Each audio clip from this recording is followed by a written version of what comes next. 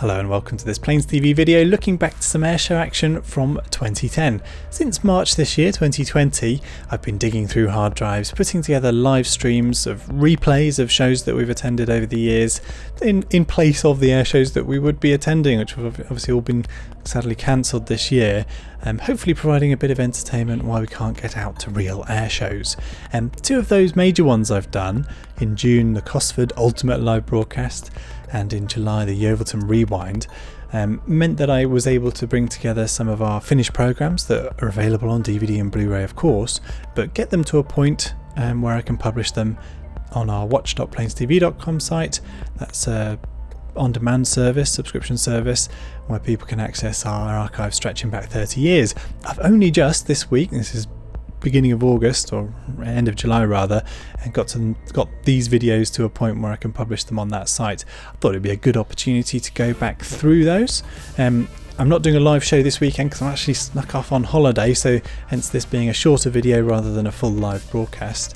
But I thought a nice thing to do would be to pick out some of the highlights of those events that I've just got onto the on-demand service. They being, as I said, from Cosford, also Culdrose. So we did the Yeovilton stream and didn't mention Culdrose at all, which seemed like a bit of a shame. So we're watching some action from that show, and also so Cosford, Culdrose, and of course Yeovilton 2010 as well. Some of the highlights we didn't see as part of the Yeovilton Rewind. So first of all, heading over to Culdrose first. Why not?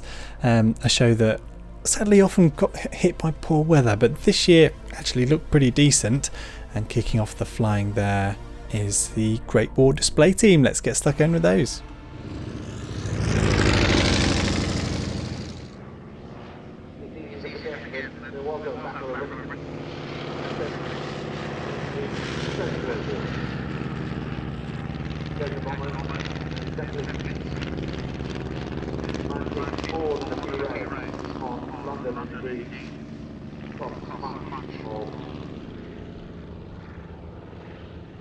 But up there too is the Royal Aircraft Factory SE-5A, one of the most successful Allied fighters of conflict. Of the pilot, very important manoeuvre sort of play forces. It's very successful with their contact configurations, and accommodation arrangements, hedged in amongst all the rigging and wires of the aircraft, with of course a propeller in front. It meant the field of fire was to some extent, and that's an understatement, restricted. It wasn't until gun synchronization became available in 1916 the Germans were the first, drag aircraft. Aircraft built of wood, now very much the wheel thing, covered with fabric. We come to aircraft with design and flown very much for fun. The four smallest aircraft on the programme take to the runway, looking at the flying, photographing the flying in particular. You see the aircraft in BBC Cornwall beyond in the best possible light. And a lifting above the ridge on which sits the runway are four members and their aircraft.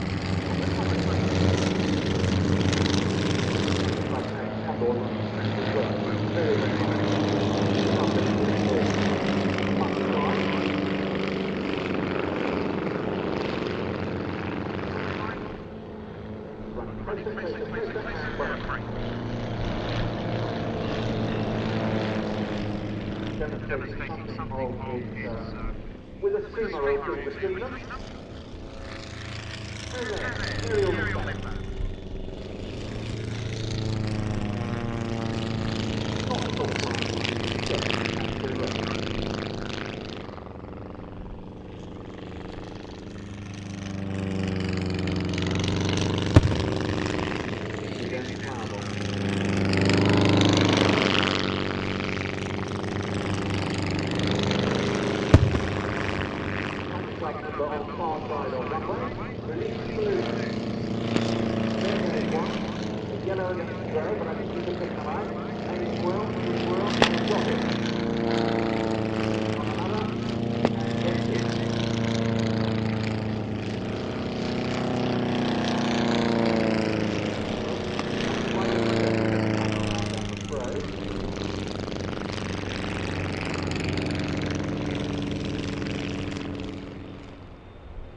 for those of you in particular who are the keen photographers, this is something you will never see again.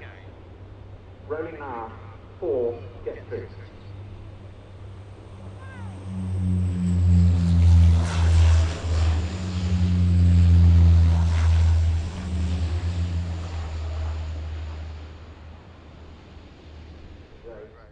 From many of its squadrons and its various aircraft types, the Baldo.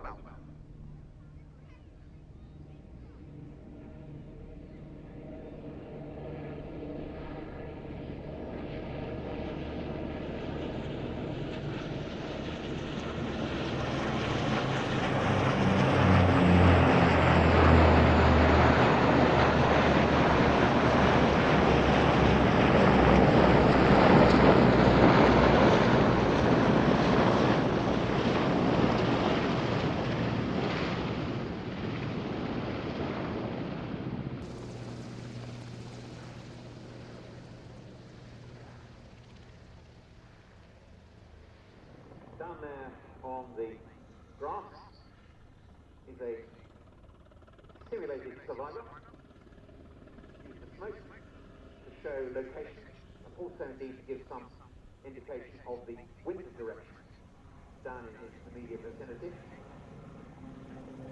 Helicopter arrives into wind, turns in back downwind to make things a little bit easier for yourselves to be able to see the open doors on that side of the aircraft. As the aircraft is brought closer to the survivor, you see literally an illustration, a living illustration of what teamwork really means within the big arm of the Royal Navy. And indeed, of course, the wider scope itself.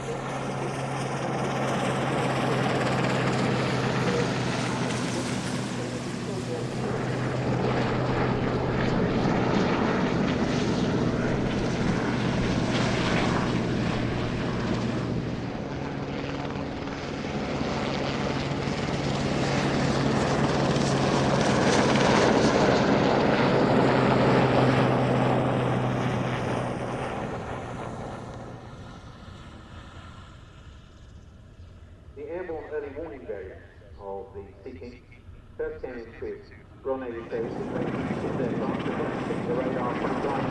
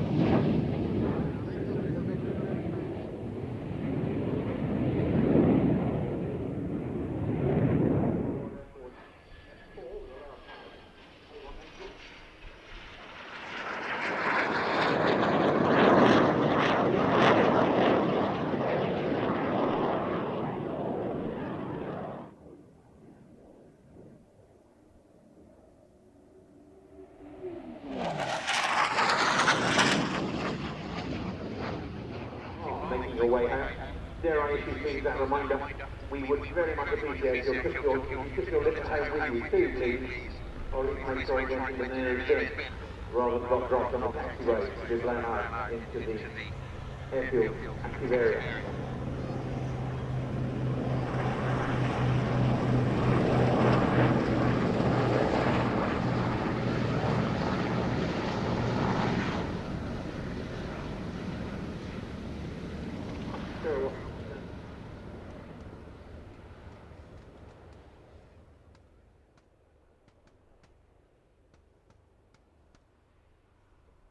Here we've got some sort of, well, I'm not quite sure what.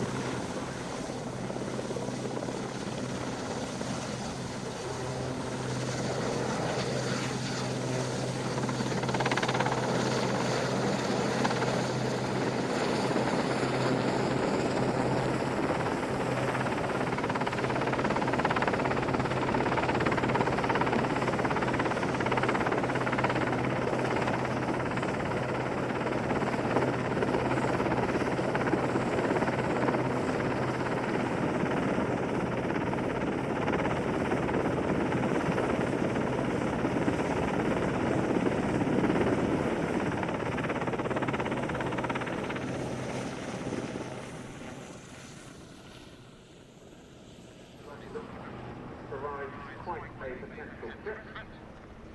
You see the smoke is still being put down to cover the advance.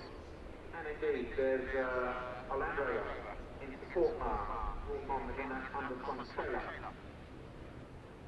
on the other of the seating.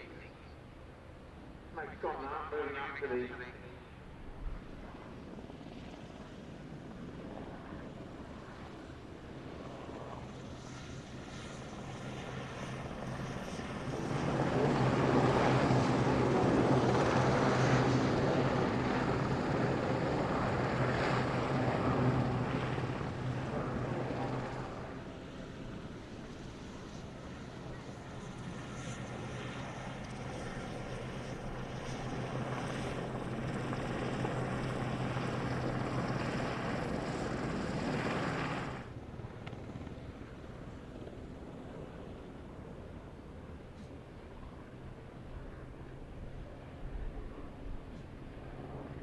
I think there's a hospital thing.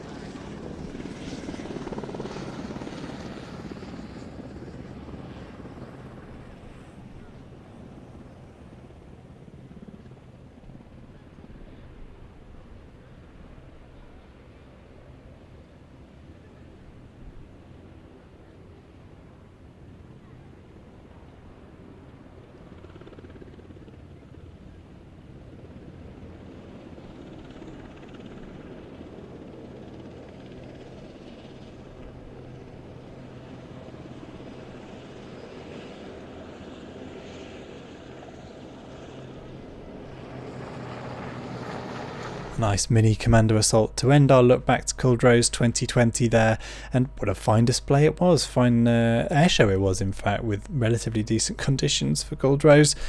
It's done alright over the years, but I remember getting pretty soggy, or rather sitting in low cloud wondering whether we were going to see any flying. That's stretching back a few years actually. On to another show that was affected by weather sadly. This is Cosford 2010, and bit of a grey show.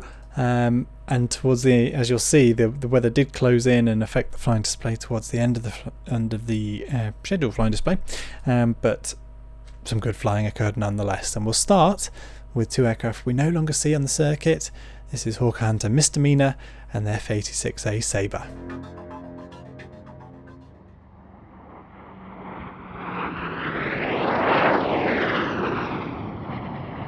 Both of them were world speed record holders at one time or another, and we're actually quite lucky to be seeing the Sabre still here, because in 2009 it was quite definitely stated that it had been sold to the United States and was going to leave the country.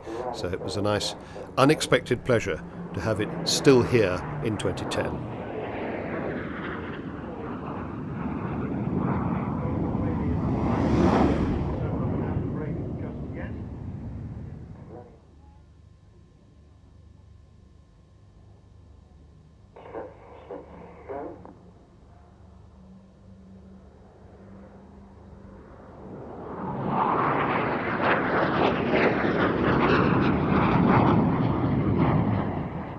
The Sabre, flown by Mark Linney, belongs to Golden Apple Operations, well, for the time being. This particular aircraft was the 50th production Sabre.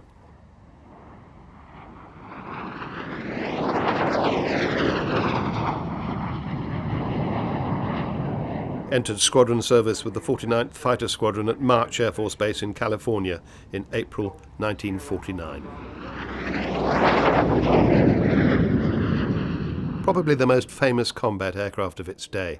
And of course it came into service when P-51 Mustangs and P-47 Thunderbolts, both piston-engine aircraft, were the main combat fighters. Sabre, of course, was immensely successful in the Korean War. Sabre F-86Es and Fs established a marked superiority over Russian MiG-15s, despite not having such good climb rate or maximum altitude. A very good gun platform, however.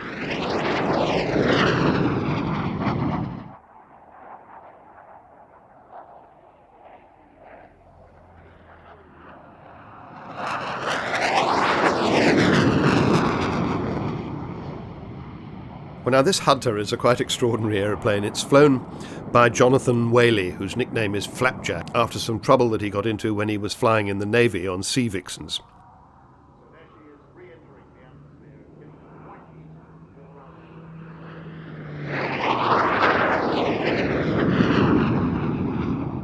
But he designed this amazing colour scheme, and it's intended to suggest something re-entering from space and heating up in the atmosphere, and that's why the colour scheme is like this. She's called Misdemeanor. And one of Flapjack Whaley's trademarks, I don't think anybody else does this, is that he does a slow fly-past in the Hunter with the canopy open. So, of course, it's another opportunity to wave back at him.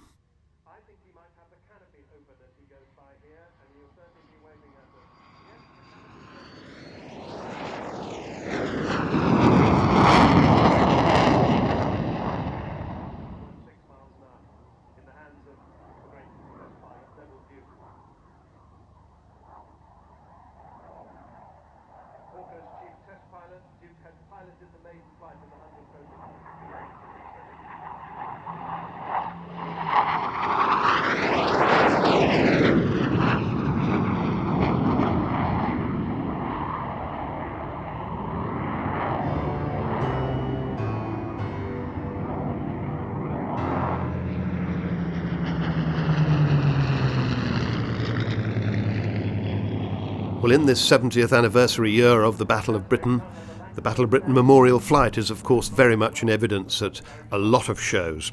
The man with possibly the best job in the Air Force is the new CO of the Battle of Britain Memorial Flight, Squadron Leader Ian Smith. Good afternoon, my name is Ian Smith. I'm a Squadron Leader in the Royal Air Force and I'm the officer commanding the Battle of Britain Memorial Flight. Since I took over from Al in November, we've had to design this year's programme, of course, leaning heavily on the 70th anniversary of the Battle of Britain, which is an important anniversary, of course. I'm very proud to be doing that. I'm loving it. I mean, it is every boyhood's dream, of course, to fly a Spitfire or a Hurricane, and I'm gifted in that my job allows me to do both extensively, and I'm probably the happiest man on the planet.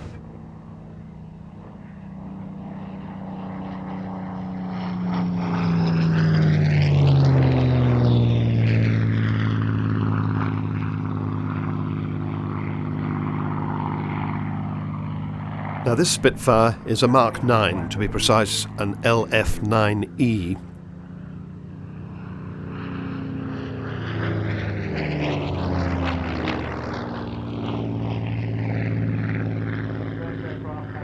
And this year she's painted in the colours of Flight Lieutenant Desmond Ibbotson, DFC.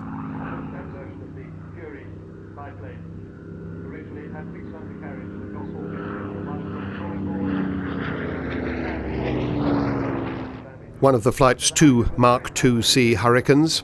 This one is painted in the colours of an extraordinary man called Culdrose. He was a Czech fighter ace, and he won the DFC and bar for his night intruder operations from Tangmere in 1942 with the RAF's No. 1 Fighter Squadron.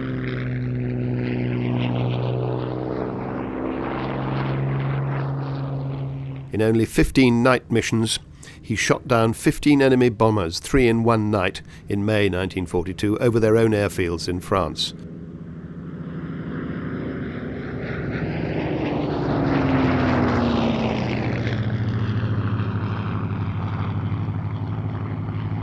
and a wonderful special demonstration for this 70th anniversary year of the Battle of Britain. Paired together, the Mark 9 Spitfire and the RAF's newest fighter, the Typhoon. The two of them together make this amazing combination of sounds. And the way they fly together, it's as if they're pointing out to each other that each of them is a real thoroughbred.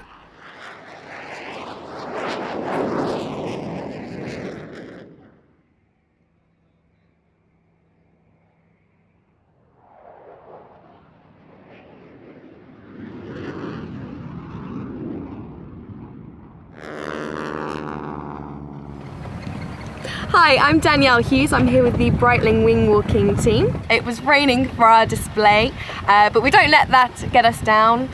We're strong, brave girls, and we carried on waving. We had a great crowd, so we still had a fantastic time. Well, as we've said, they are the Breitling wing walkers. And that's a new sponsorship for them, which is very good news, really. And in fact, subsequently, it's been extended for another 2 years, the sponsorship with Breitling. So they're in this very elegant new colour scheme.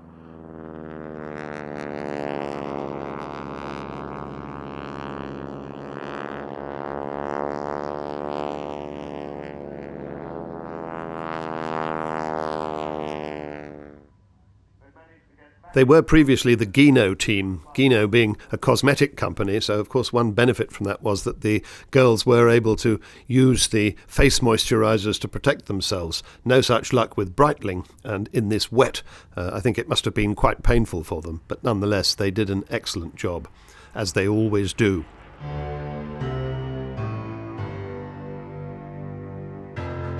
Well, we saw the Yakovlevs earlier, but now an even bigger team of Yaks. These are the Aerostars, and they are just demonstrating how professional they are. Well, they're first of all demonstrating that the Yak is indeed a wonderful formation aerobatic aircraft, but secondly, that they too can operate in all weathers. They got airborne in these absolutely appalling conditions. There are 6 of them. They're led by Phil Ansell, who is a training captain on the airline EasyJet. Normally flies the Airbus A320. Axis.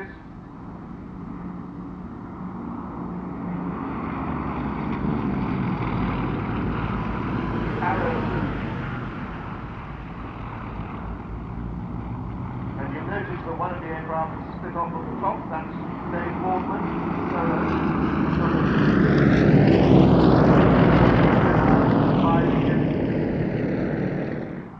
And the man who does the solos, Aerostar 6, is Dave Boardman. He's a full-time member of the Hampshire Police Air Support Unit based at Leon-Solent. Unlike the Yakovlevs team, the Aerostars have all got single-seat Yak 50s.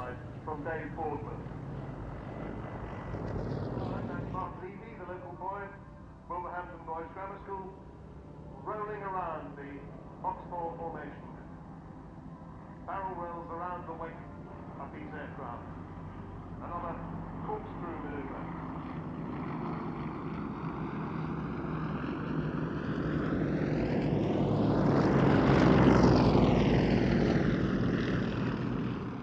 Show how a little bit of bad weather doesn't deter these guys, nor the wing walkers, nor the twisters. Beautiful chevron landing. And disappointing as it was not to end the show with the Battle of Britain tribute, the Aerostars did make a wonderful finale to what had been an absolutely excellent show, up to the best traditions of what we've come to expect at the Royal Air Force Cosford Airshow.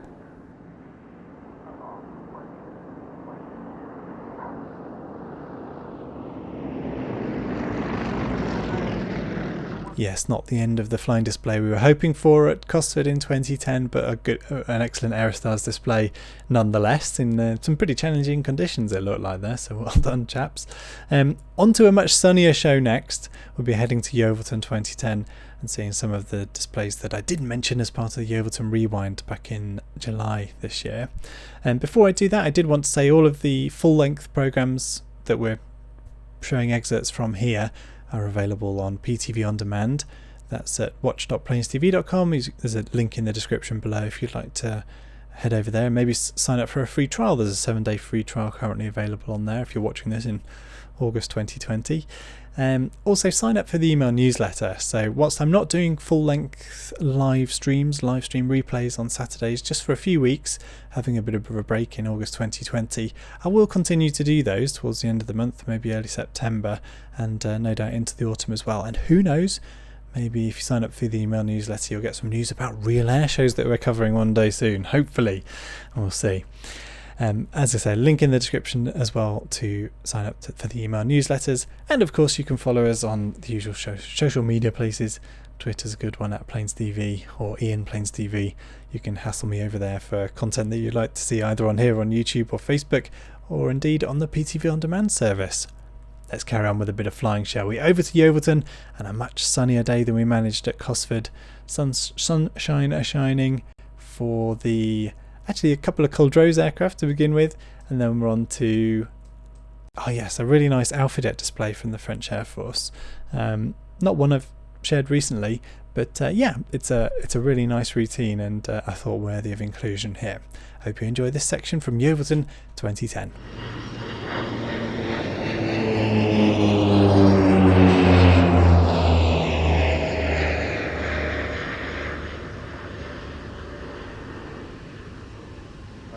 Very nice tight formation on that. Often you can see aircraft of this size and tight flown in formation. The jet stream is used to train all the important observers, but luckily, due to the dedication of so many loyal supporters, we have actually managed to get it flying. That's fantastic. And of course, we have the Vulcan Village here, ladies and gentlemen, and if you want to go along there, there are all sorts of ways you can contribute and help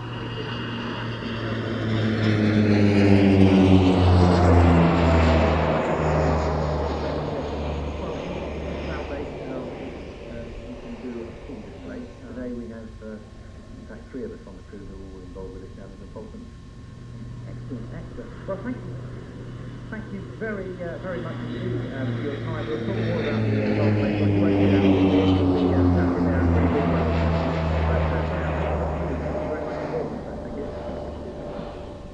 Well, ladies and gentlemen, the Vulcan display coming up later on this afternoon. As we were talking there, you can see the jet streams giving us a fantastic display of their on the B-axis, as we call it, straight at us. So if you've got your cameras at the ready, this is a great opportunity to get the break. And there we are, ladies and gentlemen, fantastic. Not often you see that in an aircraft this size. The 1993 British Aerospace manufactured adopted the Jetstream name as the brand for all their twin turboprop aircraft, as well as the 31 and 32.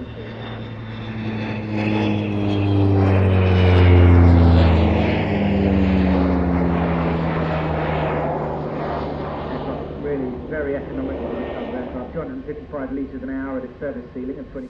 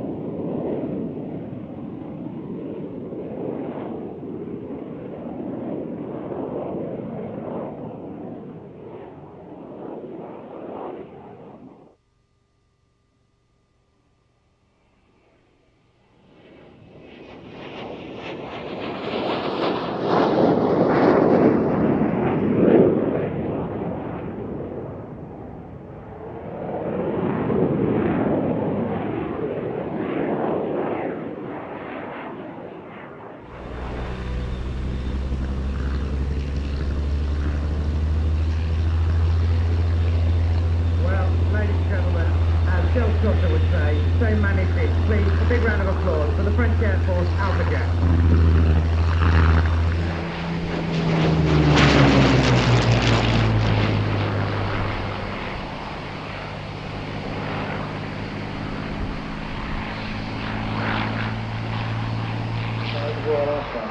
Number 145, fired the opening shot for the contest, flying out of West Hamlet, which is now known as Goodwood Airfield.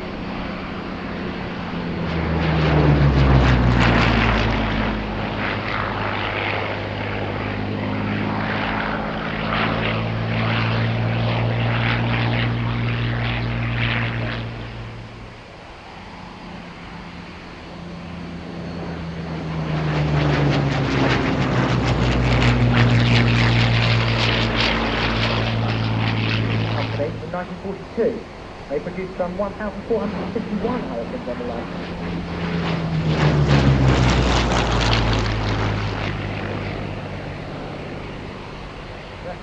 And they would then be catapulted off the ship, fly up to attack the aircraft that were attacking the convoy, and the aircraft again had been lost, the pilot had been recovered by a rescue vessel from the convoy. So pretty wasteful use, but in those days, the pilot has to work quite hard on the rudder to maintain directional control during the landing flare. Bring it down. Now the nose is up. He can't see. He's looking left and right to judge his landing height. Little bounce there, but absolutely fantastic on 3 points. Ladies and gentlemen, the Hawker Hurricane.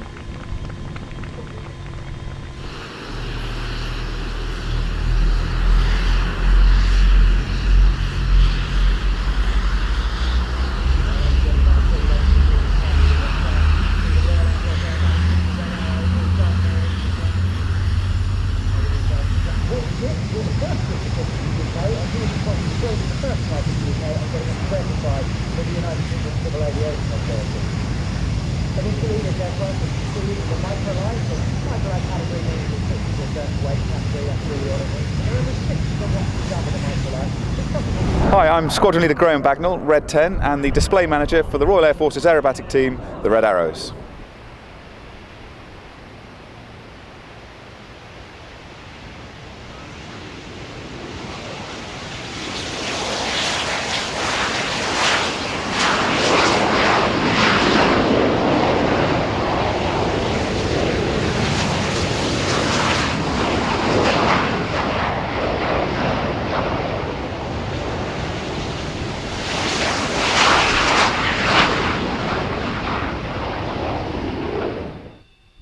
Ladies and gentlemen, here they are, the 2010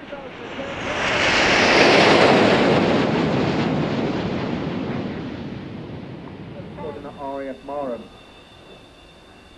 Now Kirsty's flying past us now in about a 3G bend in diamond formation.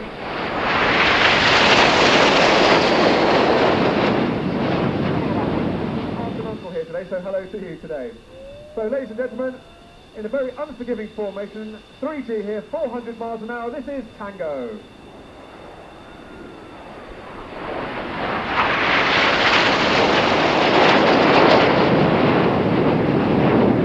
The detonator. This is a good one for the cameras.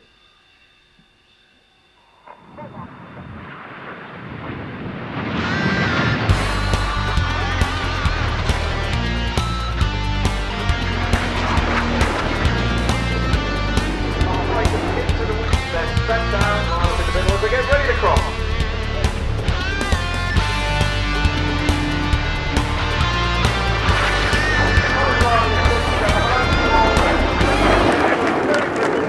Very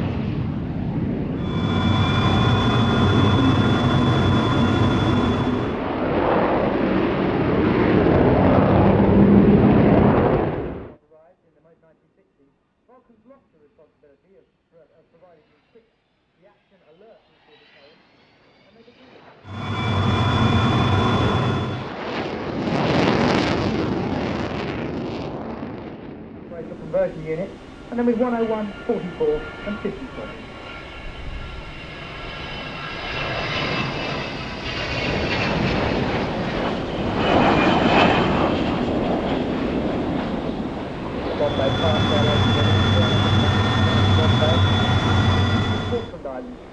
Dropped conventional bombs on the runway at Port Stanley to stop the Argentinian forces using it offensively against the British task force.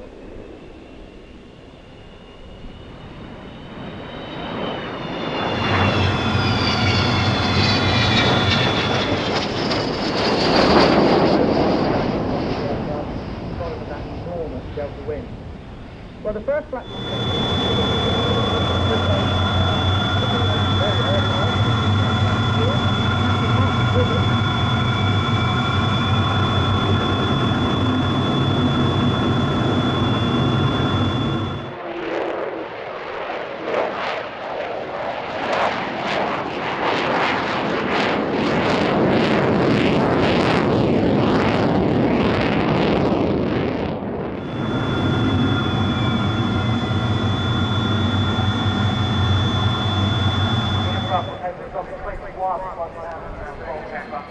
I'd like to give a very, very big round of applause to Amber and Bolton. What was the start?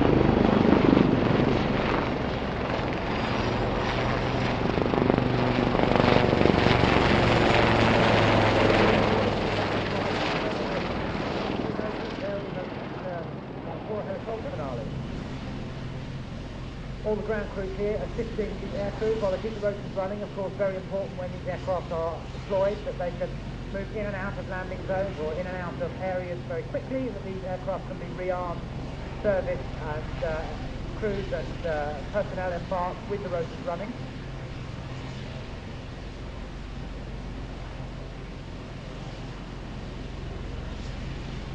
So after they've done this, they will hover, they will go into the hover and they will lift and climb up to 100 feet.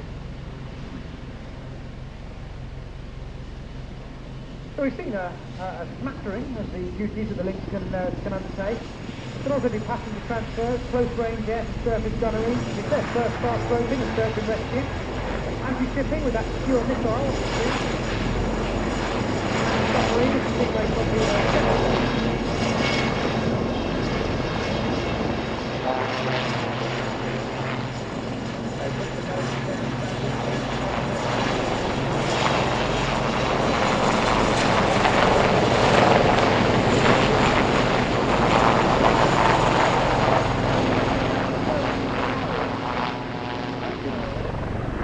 thereby forcing it to stop and forcing it to comply with the intended borders.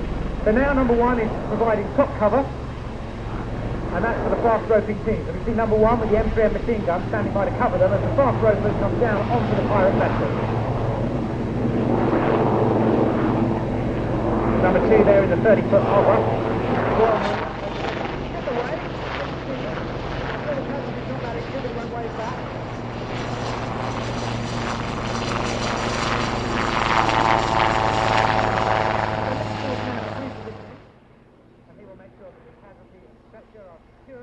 Onto the winch line before winching them into the aircraft. But as well, he secured the casualty onto the stretcher and now being winched back up into the aircraft, leaving the Royal Marine boarding party aboard the pirate vessel. enjoying the mistake and no longer a threat to shipping. So now with the casualty on board the link. Get away. So the casualty not that it should have run way back.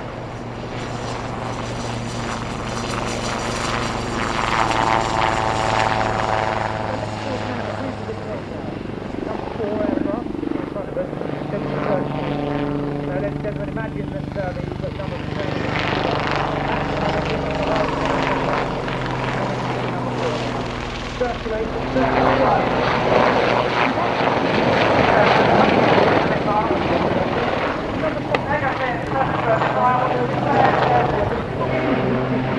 throw it off the track, go through the flare, the aircraft turns around, he'll come back down towards the vessel and assess the damage. Give them a wave, wave your hat, give them a round of applause. Ladies and gentlemen, the Maritime Link display.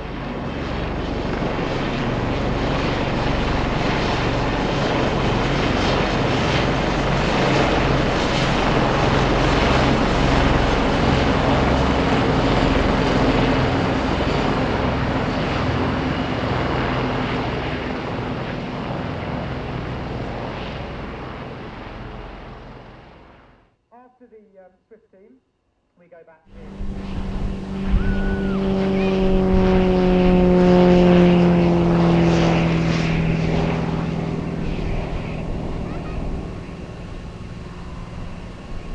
as a glider tugging aircraft, but you can also see the twister, which is tucked up underneath the elevators of the Pawnee there, flying in formation. We'll talk a little bit more about the twister later on, because that's the great in all flight later on. But for now we see guys trailing smoke from those wing end pods in the glider. Not see from any other team, ladies and gentlemen, rolling the glider on the tow.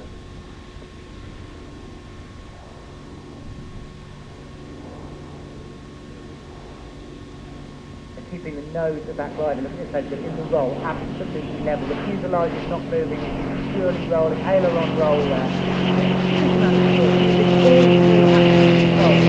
Rudder, aileron, and the elevator to make sure that that aircraft stays exactly where he wants it, behind the Pawnee. Just about to release, so we'll wait until he comes off the tow. And there he goes, off the tow. Pawnee breaks away. Ladies and gentlemen, a Swift glider.